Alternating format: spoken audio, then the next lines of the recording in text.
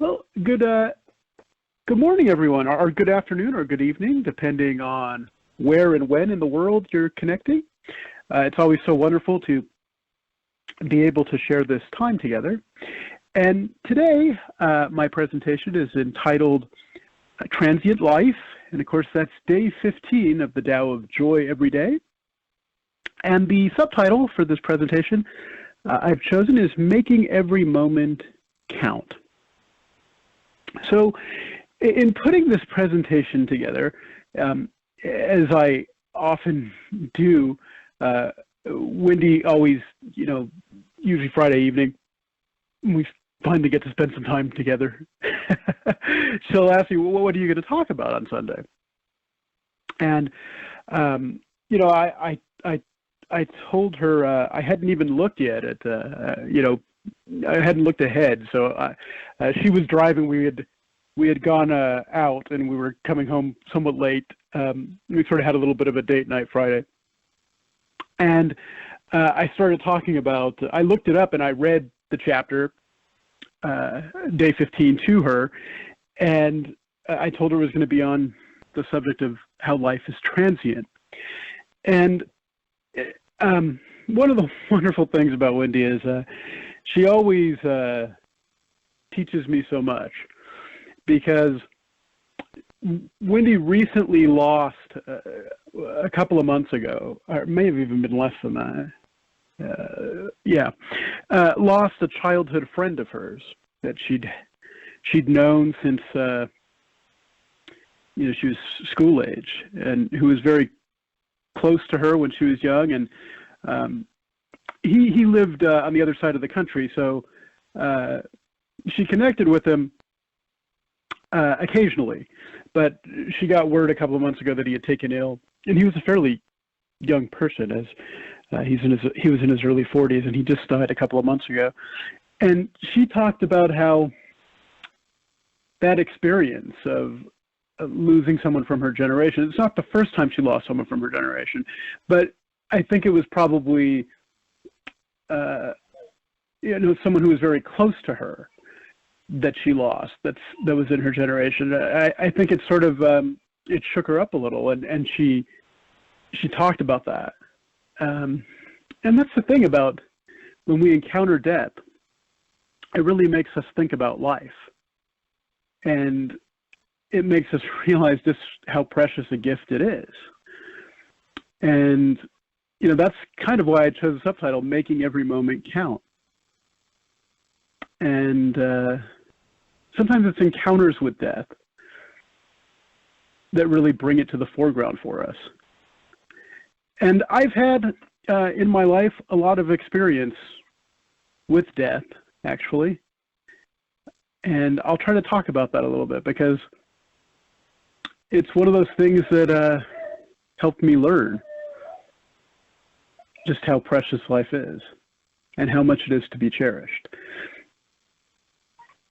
So I'm going to go ahead and jump into it here. So, whoops, let me go here. There we go. Okay. So I want to start off by talking about what I like to call the illusion of permanence. And, it is absolutely true that life is fleeting.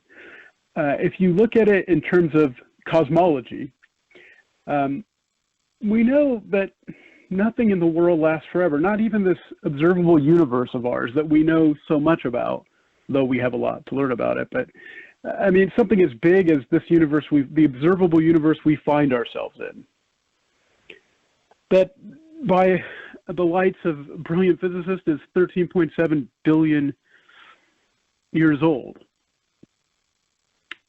And yet, I believe the current cosmology, and I think Derek, who knows quite a lot about this stuff, can probably correct me if I'm wrong, but I think the current cosmology is that the universe is flat and eternal and will likely go on forever. However, in a practical sense, this universe we find ourselves in will end up cold, empty, and dark. So in a sense, even this universe that is so vast may not necessarily go on forever. And of course, also in current cosmology, there's the idea of multiverse. It's interesting to me that from 3 different areas of physics, there is a conclusion that it's likely we're living in a multiverse, that we're just one of possibly infinite universes. And so, and you wonder then, well, of those universes, are they going to eventually become cold, empty, and dark, and then, other universes are created, but they're separate. So it is an interesting idea, that the fact that it appears really that nothing lasts forever. And in thinking about this, and this is why I put up the yin-yang symbol and put up permanent and transient, because as I was thinking about it, I was trying to think of something that could really be permanent. And really, there's nothing on the earth, which is the thing that, let's face it, we're all most familiar with. There's nothing you can think of that's going to last forever. It's a mathematical certainty. I mean, even this planet, we know its life will be relatively short. I think our sun is something like middle age, and so I think it's something like another 4 billion years. Our sun will be done, and so will this solar system. And so nothing really lasts forever. And it sort of begged the question for me, well, why is there even an idea of permanence? And I guess in thinking about it, really the only thing I can say, and my allusion to this is really a matter of faith, because like Bill was speaking about reincarnation and so forth, you can't really prove these things in any empirical way. It is a matter of faith and belief. But to me, I think the only thing that's permanent is our true selves, or if you call it a soul, or that sacred essence within each of us. I think that's the thing that's forever, and maybe possibly the only thing that's forever. And again, that is a matter of faith. But I think what happens to us when we find ourselves locked inside time and space in this body that we are given, or that we acquired through however means we got it, we have this feeling that even though we know fundamentally that death awaits us all, you don't necessarily have that in the foreground of your mind as you're living your life. And in a way, we do have this illusion of permanence. We do feel like we're just going to go on and on and on. And maybe in some degree we will, in the sense that our true self can go on. But that this life, this body that we find ourselves in will end. We will all die eventually one day. Just like every other thing you can think of on this planet, nothing lasts forever, including us. And as Bill often says, give it on average 70, 75 years, we're all going to find out. The true transience of life will be realized. And you think about, cosmic time. I mean, the truth is, even though it may not seem like it, but our time on this earth, when you think of it in the context of 13.7 billion years, is just a tiny, tiny fraction. And yet, there are days when it seems like, boy, this day is taking a long time to end, right? I'm sure we've all had days like that, where there may be challenging days where the clock doesn't seem to run out on them for some reason. So, but the reality of it is that time marches forward, and that our mind often colors our perceptions of what's going on.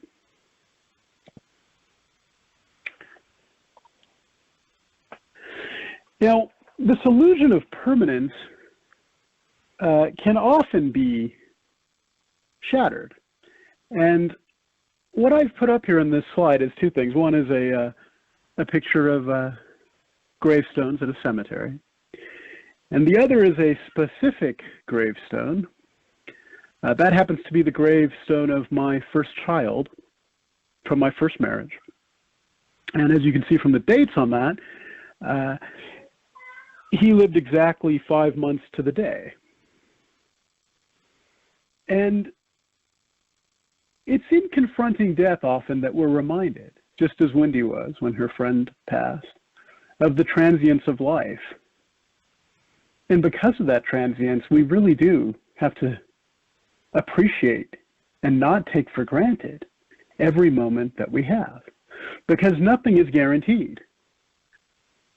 We don't know that, and we'll be here a year from now, or a month from now, or a day from now, or even a moment from now.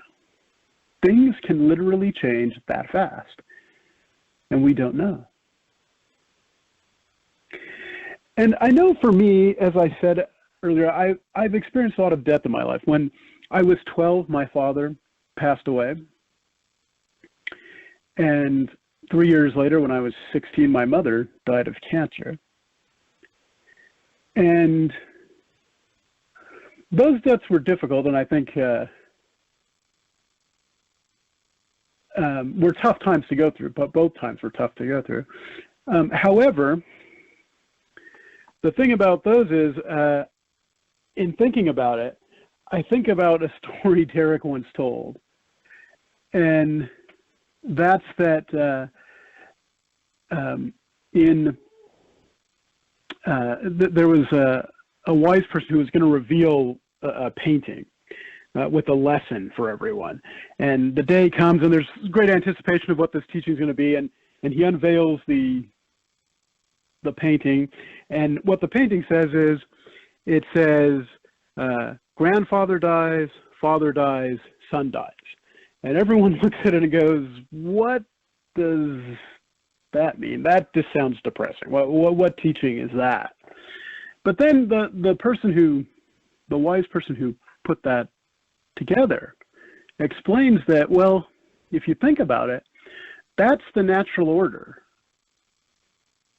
The grandfather should die first, then the father, then the son. When things transpire and fall out of that order, that's when you have really true tragedy.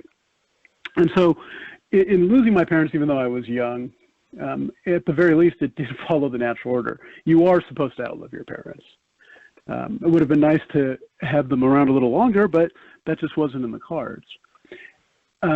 However, in losing my first child, that was really tough to come to grips with, because it was outside the natural order. And it really was a deep reminder of just how transient life is. And it took me a long time to appreciate the lesson that it taught me, because a lot of it was just getting through the depression and the loss. But there is something, the reason why I put his grave marker on here is because he and I shared the same name, except for the fact that I don't have a middle name. He had two. And so, but I remember always thinking, because when he first died, my first wife and I would, for the first 2 years, we would go to the grave every week and put up little fences and pinwheels and flowers. And on Thursday, we'd come every Thursday and take them down, and come every Friday and put them back up, because that's when they mowed the grounds. And it's interesting, we met a lot of people also going through that and doing that, who were grieving the loss of children, because in this particular cemetery, there's a space dedicated to children, and that's where my son was buried. But there was something about seeing my own name on a tombstone that really sort of drove the point home. And it's a little unsettling. And the reason why it's unsettling is because it shatters the illusion that we'd all comfortably like to hold on to, that somehow we are going to live a real long time. So the shattering of this illusion is what can wake us up to the preciousness of life and cause us to really appreciate it in a way that we might not have otherwise. And this can happen in different ways. I mean, often if you live long enough, sooner or later you'll lose someone from your generation.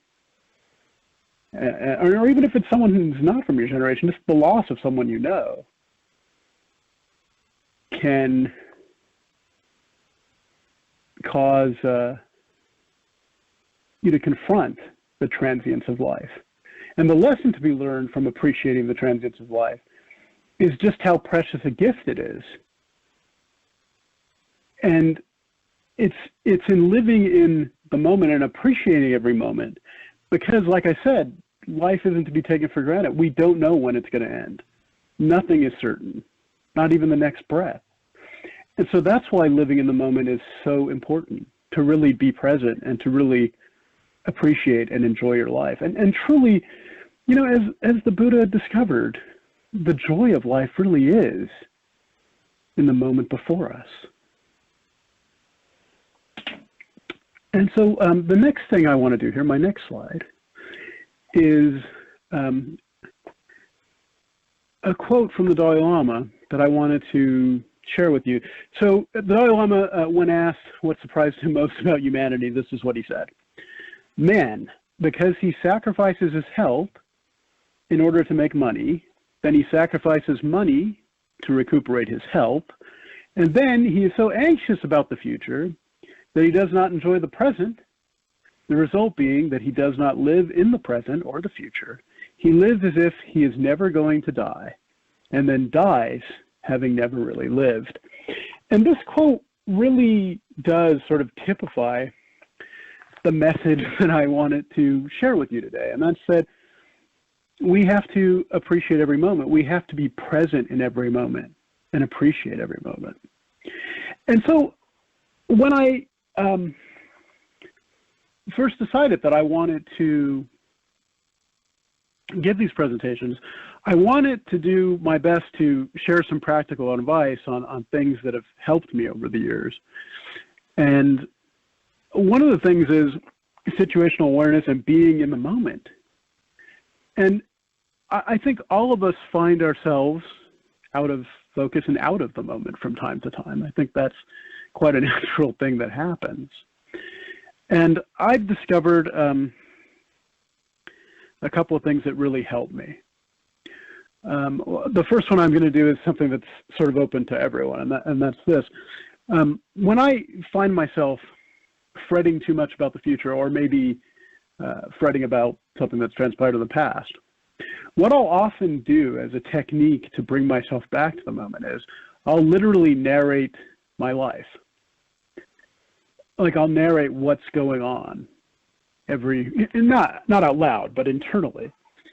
And it really does sort of help me come back to the focus of the actual moment before me. So if you find yourself out of focus and out of the moment, that might be a technique you might want to try and see if it works for you. Now, obviously, we're unique and may not work for everyone, but it might be worth a shot.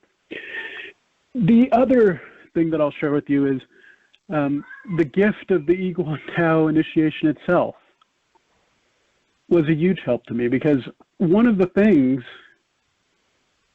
gifts of Tao initiation is the three treasures. And for those of you who aren't initiated or haven't been initiated, I invite you to check out what Derek's put together on the three treasures on Taoism.net. I don't believe it's on the new site, so you have to go to the web links and go to the original truedao.org site, and then click on Iguan Tao, and when you do that on the right, you'll see a link to the three treasures where Derek, not specifically, but generally explains the three treasures. And I have found that those three treasures, in practicing them, really do help bring my focus back to the moment. And of course, the other practice that helps me with that as well is a commitment to daily meditation. Setting aside that time just to allow things to be quiet and relaxed. Those things can be very helpful in experiencing the moment before us. It's one of the benefits of the initiation process, and I think that everyone who's gone through it undoubtedly knows what I'm talking about, because after you're initiated, for me it was Derek, but I imagine it depends on where and when you're initiated, but Derek goes over the three treasures specifically. And I've been fortunate enough because, and sometimes it's hard sort of to pick them up all at once necessarily. And I've been lucky in that I think a couple of weeks after I was first initiated, I attended the other Alex's initiation ceremony. And so I got a review of the treasures when Derek explained them again for him. And then, of course, when Wendy got initiated, which was more recently, another review of them. And it's great to hear Derek's explanation of them. And in having heard them 3 times now, I always pick up new insight each time. And, well, I hope everyone who feels, let's say, linking back to what Bill talked about, the karmic affinity of the pull toward ego and Tao, that you might get in touch with Derek or Bill, or Ed too, if you're in Valencia, where he has the wonderful Akata Center. Might find out about how to go about becoming initiated, if that's something that speaks to you, that if you feel a tug towards that tug that Bill talked about. And it is funny, you know, in cultivating, I've noticed over the years that, and this is more recently, but that it's important to look for patterns. And when you look for them, often you find them. And sometimes I have this realization that these patterns were always there screaming out to me, but I just wasn't paying attention. And it is sort of in being in the moment and looking for those patterns and finding them that you gain these insights that I have to say are faith-based, because it's not like I can take this into a lab and go, here's what I experienced, and this proves to me that this is that way. Well, it proves it to me, but I can't expect it that it will prove to anyone. It'll prove it to anyone else. But I can tell you that striving to be in the moment is very helpful in appreciating all that life has to offer, good and bad. I think in some ways being in the moment even helps you through the bad times, the challenges. I think you get more out of them when you're in that moment. Okay, so I'm going to start to sum it up now.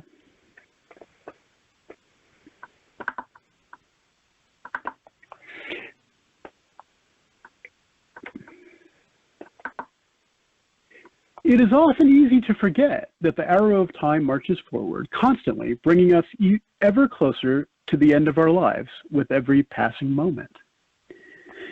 We often get caught up in the illusion of permanence, forgetting that there are no guarantees for the precious life before us, not for a next year, a next month, a next day, or even a next moment. That is why we have to make the most of every moment as it unfolds. There are times when an encounter with mortality through the loss of someone we know, or a moment of clarity when we become aware that our life here in this world could end at any moment. Those things force us to evaluate the impermanent nature of our lives. And it's that impermanence that I think you can use as inspiration for living each moment and being present in each moment.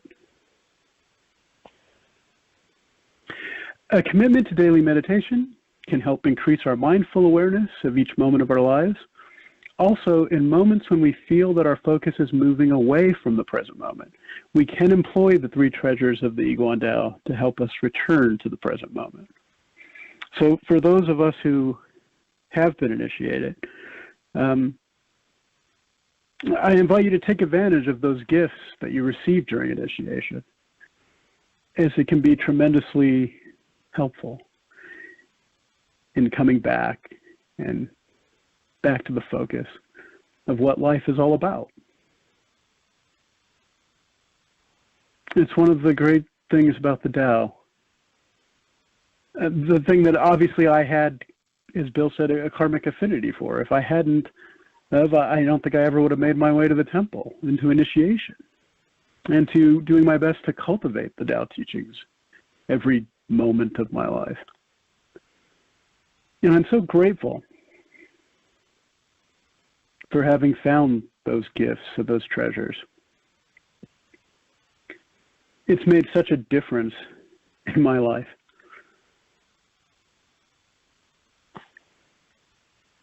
Okay, so I want to end the presentation with, as always, with the book recommendation, The Tao of Joy Every Day, a great book to use daily to help one study and learn the Tao teachings and put them into action. So there it was, Transient Life, Day 15, Making Every Moment Count. Thank you all for allowing me to speak with you today. I hope I said something that was of use, and I hope you all have a wonderful Sunday. Alex, this was great. Thank you so much. You know, I think in general, it is a useful cultivational technique for one to look ahead, knowing that, you know, your demise, your departure from this plane of existence is somewhere out there in the future. To get a sense of that and realize that the timing is going to be uncertain, that's a powerful reminder to live today, to seize the moment, to have that present moment awareness, you know, at all times.